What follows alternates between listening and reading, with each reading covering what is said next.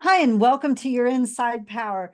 My name is Patricia Stepler, and we are going to show you how you can use the tools that you have inside of you to create your dream and create your reality.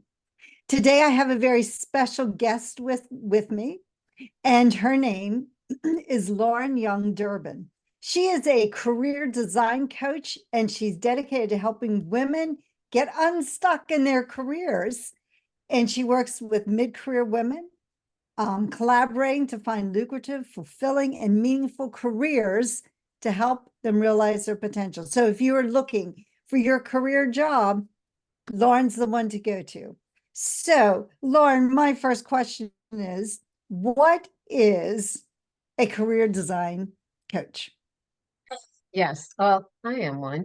But so the difference between a regular career coach or a career transition coach, which is what I did for, I narrowed it down to career design, is that it's about being more proactive or flat out proactive in your career as opposed to reactive.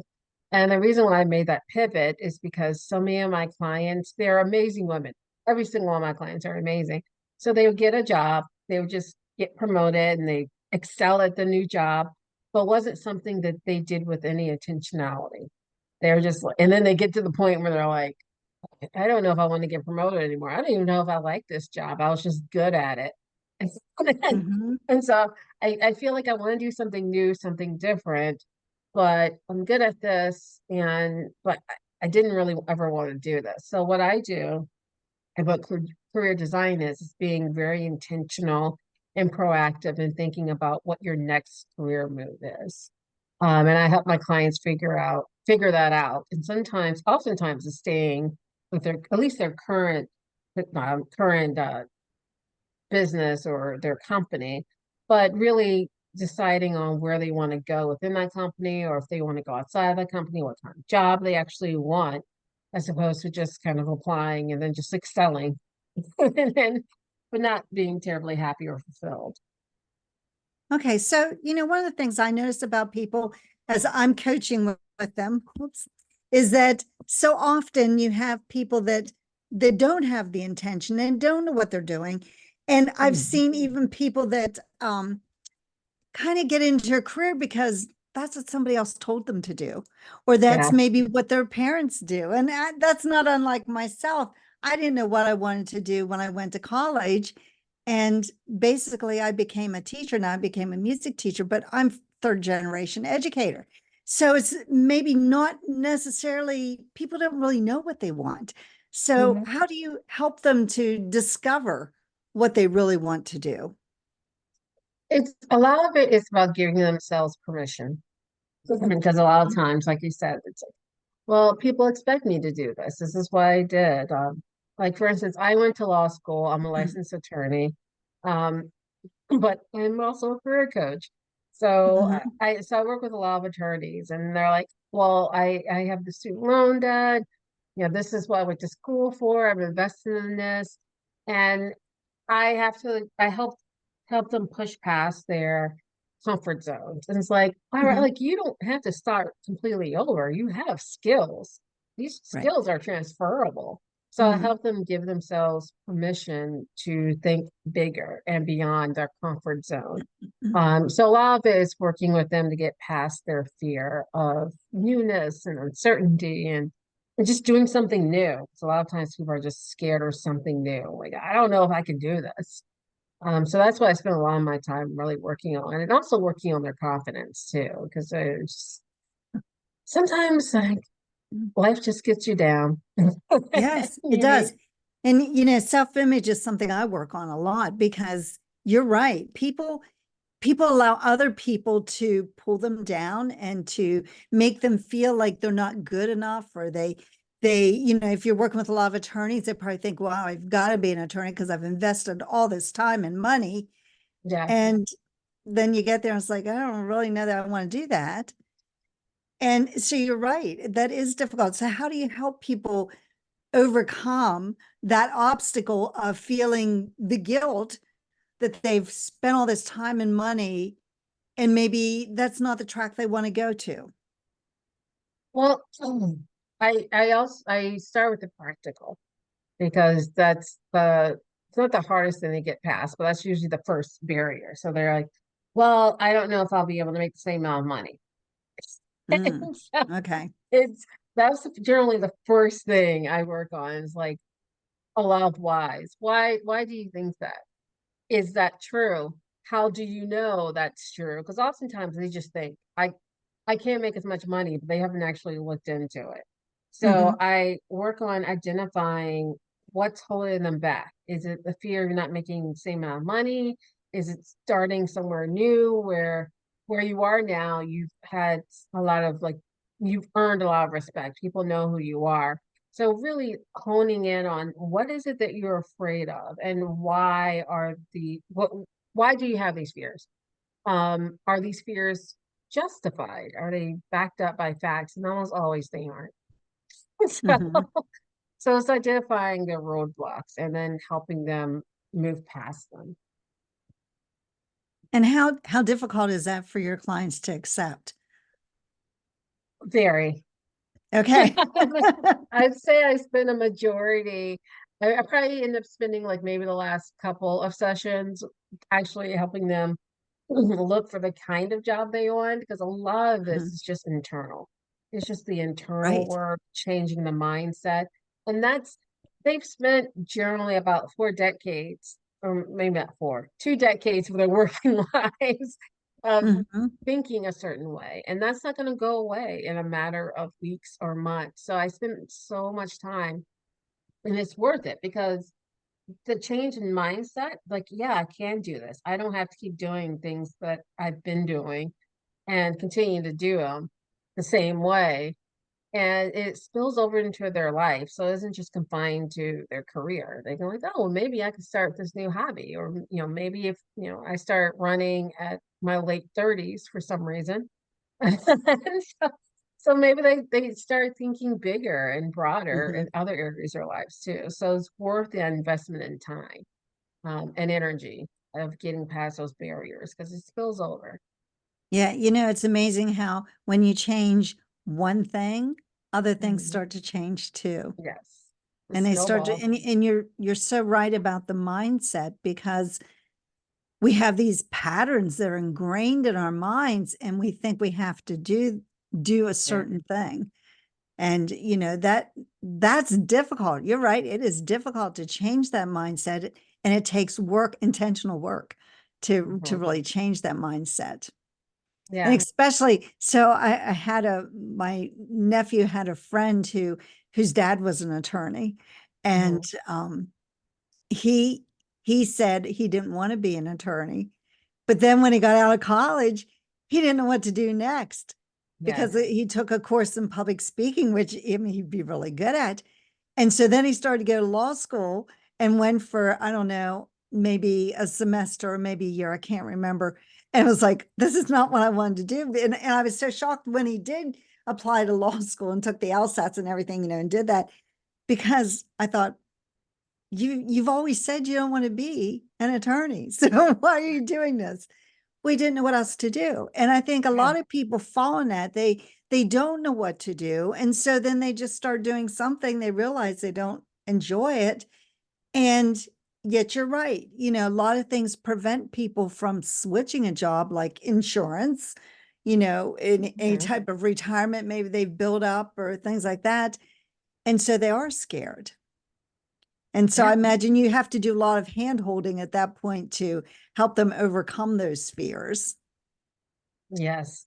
Yes. And it's particularly true with law school. I've talked to a lot of people who are like, I have family to law school because you can use it for a lot of different things. Mhm. And except for maybe one person, my mom's like, don't go to law school.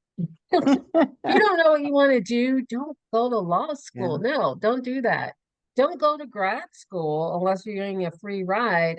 If you don't know what you want to do with that degree, just because you don't know what you want to do. Mhm. Um, but I mean, to be fair to my clients, because like they're mid-career, I can I can understand the entrenchment because what they've been doing has worked up to now. Like they've succeeded, they've advanced, they've Mhm. got promoted, they've gotten raises. It's just now that they're reflecting, for whatever reason, I'm not really happy. This isn't, so it's kind of like, well, if you want something different, you have to do something different. Mhm. You're feeling differently now. So, and that's okay. You've grown. Should you be the Right. same person at 45 that you are at 25? Hopefully not. Let's hope not anyhow. Yes, yes. I hope you've grown in 2 decades. So it's perfectly normal and natural to feel differently. And if you feel differently and you want something different, you're gonna have to do something different. And that's Mhm. hard to get them to realize. Well, I guess I shouldn't say it's hard for them. By the time they get to me, they know they want to do something different, Right. something and do things differently. It's that, okay, it's the doing part. Well, I don't know what to do. And they do. It's like Yeah. in the beginning when you're talking about using your innate gifts and what you have inside. And a lot of times I'm like, you know the answer. You know the answer.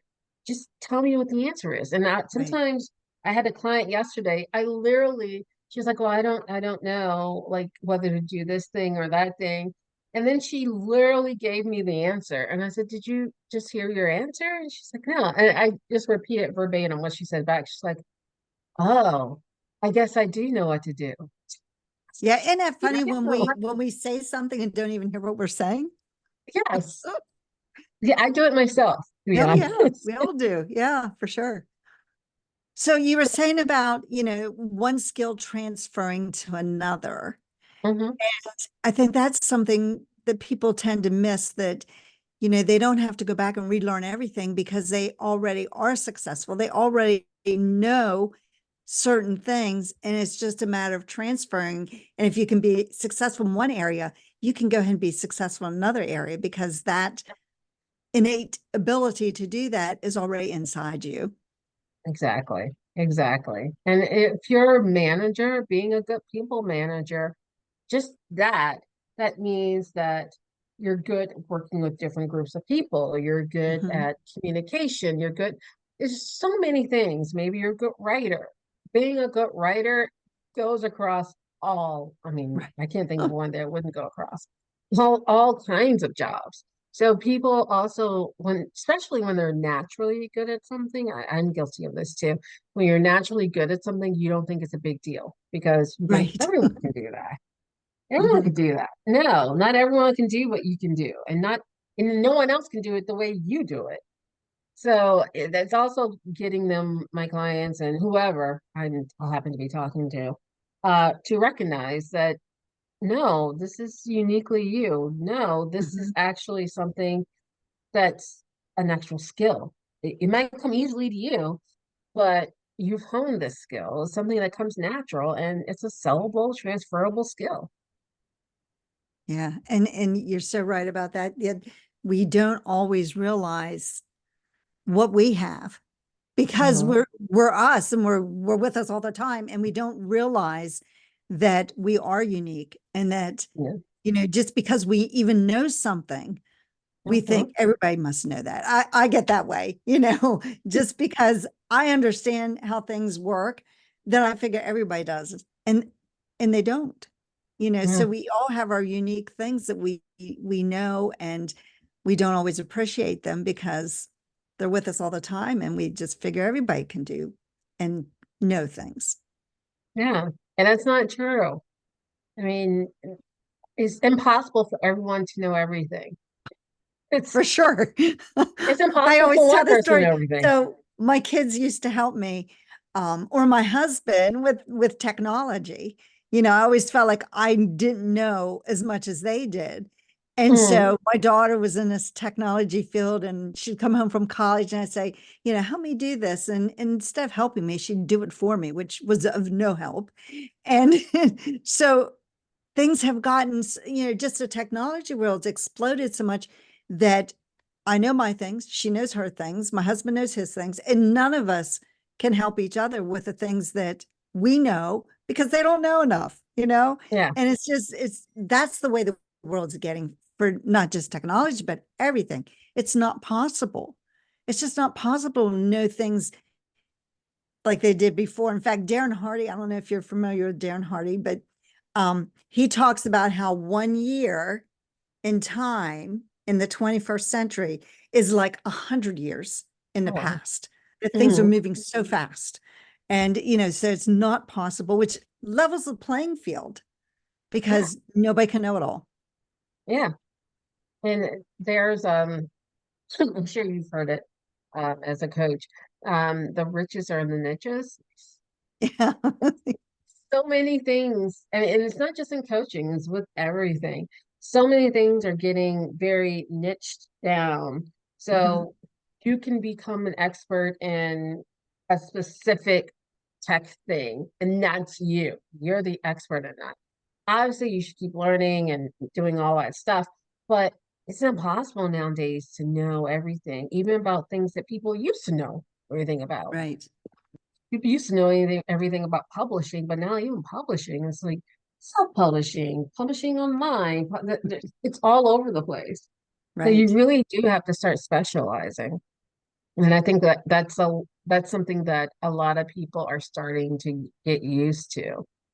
And it does make job searching a little harder or a lot harder, to be honest with you, because and people are like, I don't know why it's taking me so long. I was like, Hmm. because you're not looking for any job, you're looking for the job. Hmm. And I always compare it to dating. It's like you're not, for the most part, you're not looking for anybody. You're looking for your somebody, your person. So it's going to take some time. I don't feel like my friend who married the guy that she went on her first date with, and they're still married 20 years later. But other than two friends, when I think about it. Hmm. But but yeah, so it's going to be tougher oftentimes when as you move up the ladder to find the appropriate job for you. But it's worth it. It's so worth it. Because you'll be a lot more fulfilled and you'll Hmm. be able to continue to grow. Because everyone, like all my clients, they all want to continue to grow. They all say, I love learning new things. So you don't want to be stagnant, and you can't be nowadays Hmm. in any field. You have to constantly grow. That's really good. You have a certain clientele that always want to learn because I don't feel like that's the majority of population. I think a lot of people just, they just want to keep right where they're at and just allow the world to kind of toss them around here and there. So if you've got clientele want to learn, that's amazing because Yes, that's what you need if you want to grow. You have to continually learn. yes, And so that's a certain niche of a client too. yes, So, yes. so let me ask you this. So pretend I am coming to you and I am distraught because I don't know what I want to do.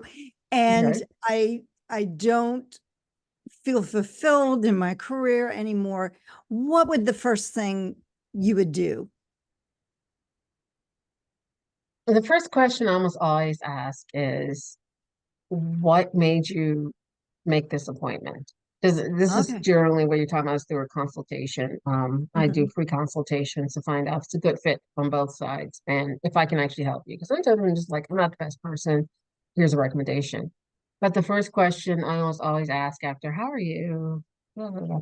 The pleasantries is, so what made you make this appointment? And that, because that helps me figure out where they are in because I tell people flat out, I'm like, I don't let my clients get away with not doing the work. Excuses don't work Mhm. with me. There are reasons and there are excuses. And so I really it helps me figure out, can I help them? Where are they in their journey? And if they're ready to make the investment, whether it's time, money, what do they call it? Treasure, time, treasure, and talent. I think that's what they use it for fundraising, but it's applicable here, where they are. So I always like, what made you call me, or not call me, but what made you make this appointment? Mhm. Because you can find out like how committed they are to making a change. Or they're just kind of like, I don't know. I figured, I'm like, all right, well, I only work with people who are serious about this. Like, they're tired. They're sick and tired of being sick and tired. Right. They're tired of being stuck. They're ready to be unstuck and they know they can't do it themselves. And I've had people say, um, well, I don't know why I can probably do this myself. And I'm like, well, one, why are we on this call? And two, if you could do it yourself, you would have done it yourself. Right. And and it's okay if you want to keep doing it, that's fine. Hmm. I can try to give you some tools to help you work on it on your own. But yeah, that's the first question I ask. Like, what made you take the step to make this call? Hmm. And then do you have a program that you put them through, or, how's this work? Would you just coach with the person? Do they have assignments to do, things like that? Yes. Yes. And that's another common thread with my clients. They like homework. They get excited. They're like, "Oh, I love homework. I was a very good student. I enjoy being a student." So yes, I do have a program. It's like not something set in stone, but it is pretty consistent, like finding out where they are, where they want to be. And oftentimes I don't know if I've ever really had a client go just from A to Z. It's always like A to G, back to G to C. It's like, and we have to pivot because once they really get into it, they're like, I thought this is what I Mhm. wanted, but I think I really kind of want to do this. And so we explore that. And one of the things we explore with that is this just a fear-based thing where you're like, oh no, I can't allow myself to do what I want to do. So I'm gonna do this thing. Or is it, the shiny pebble syndrome? You're like, oh, new thing over here. Um, but yes, so their coaching program is 100% personalized. While I Okay. have general steps that I take them through, it's really personalized to the person because everyone's different, everyone's situation's different. But we all start with where they are, what do they want to do, and what's holding them back. And we set goals after every session. They have homework they have to do that needs to be turned in before our session, at least a day before our session, so I can look over it and we can talk Hmm. about it. Um, and we talk about like, okay, well, how did you feel when you're doing this assignment? Was it easy? Was it hard? Let's really like figure out like what's going Uh-huh. on. If it was easy, it was like, oh, what did you find easy about it? But yeah, it's very customized and personalized to the person, like where they are in their journey. Okay. So how long does your program last? I have two programs. One is 4 sessions, so that generally most people we meet every other week, so that's about Okay. 2 months. It's about 8 weeks. And then I have a longer one that is 8 sessions, so that's a little longer. Um, sometimes so is that 16 months. It usually ends up being about 12 months.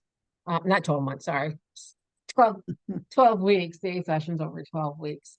But yeah, so it's 4 sessions or 8 sessions.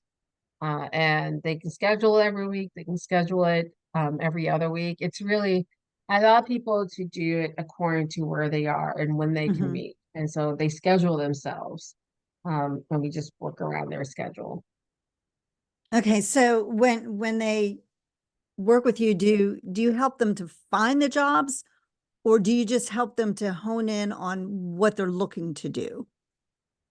I don't help, well, I shouldn't say I don't help. I don't find the jobs. I'm not a job search coach. But what I do is I help them start looking at different places. Hmm. So they almost always, I'm trying to think if someone like I just don't have a job. Like, I just don't know where to look. Usually by the end of our program of their program, they've already started applying to places because Okay. I also help them with their LinkedIn profile and their resume and their cover letter. So they start applying to places. So we talk about, okay, what different places can you, here are some suggestions I have for you to look Hmm. for different jobs. But I don't find the jobs for them, but I do coach them through that process and help them as they're applying. The ups and downs of job search because it's Right. And that can be a challenge in itself.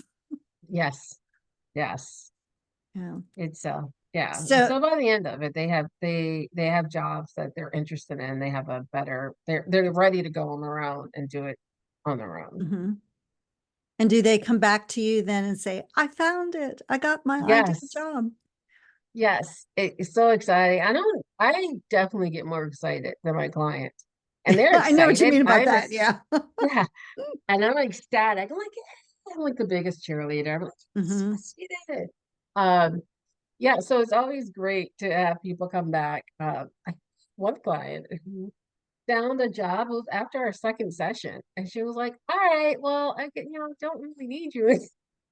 So, well, you have sessions left over. If things don't work out, you can totally use these sessions. Hmm. Um, but yeah, so they do. I like, please let me know how things turn out. If you have questions after, I don't leave them high and dry. It's like, if you have questions, email me, let me know what's going on. Hmm.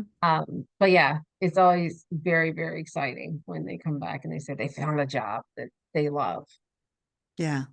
So if somebody wanted to get your help, how would they go about finding you? They could go to taikicoaching.com. See,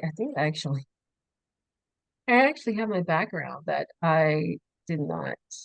I can use this background. There we go. There we go. Taiki Yes. Coaching.